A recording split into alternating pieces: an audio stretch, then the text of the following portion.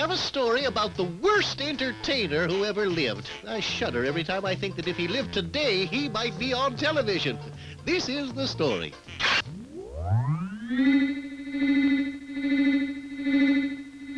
About 2,000 years ago, Rome was the strongest nation in the world, and the Emperor Nero had more power and riches than anybody on earth. Nero started out as a ruler by paying a good deal of attention to affairs of state, meeting ambassadors from foreign lands, and working with his advisors on important national problems.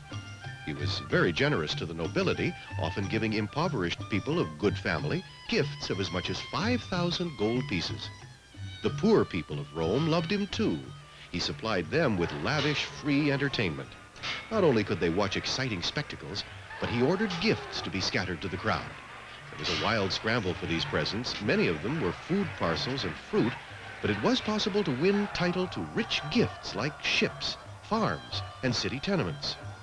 Sometimes Nero would get up and recite a poem which he had written himself, which was greeted with enthusiasm by his grateful subjects.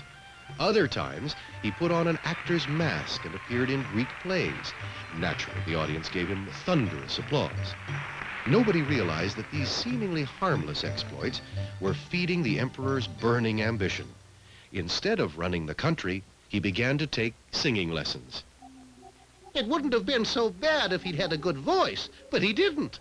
Well, let's see what happened. He decided to make his professional debut in Naples.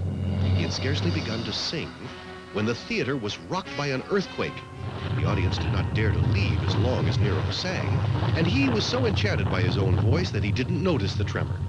As soon as he finished, the people applauded as briefly as possible, then rushed out through every exit.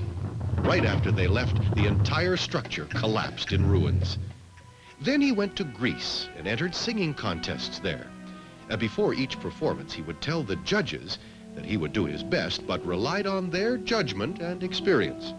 Then he would bribe better singers with bags of gold pieces not to give a good performance. Nero had the power of life and death over all his subjects, so he always won first prize. One time he decided to drive a chariot in the Olympic Games. During the race, which the other drivers were allowing him to win, he lost his balance and fell off the chariot. The alarmed Greeks rushed to help him back on his feet. And although he hadn't finished the race, the judges awarded him the winner's prize. Nero was so pleased that he gave all the judges Roman citizenship and large sums of money. Besides this obsession about being an entertainer, Nero over the years proved to be a cruel, murderous emperor. Finally, the Roman armies revolted and marched on Rome to put an end to this hated, half-mad tyrant. As the troops closed in on him, Nero, an actor to the last, muttered, "Ah, that so great an artist should die," and killed himself. It was probably the only performance that Nero gave that the Romans really appreciated. Well, that's the story of the emperor who wanted to be in show business. Cross my heart, every word is true. Why, hello there. I don't believe we've met. I'm Professor Kitzel, the famous inventor and television personality. Did you see my show? Well, did you like it? You didn't? Ugh. Grandpa, what are you doing in that outfit? My grandpa has got to be the worst scene stealer in the business. Oh.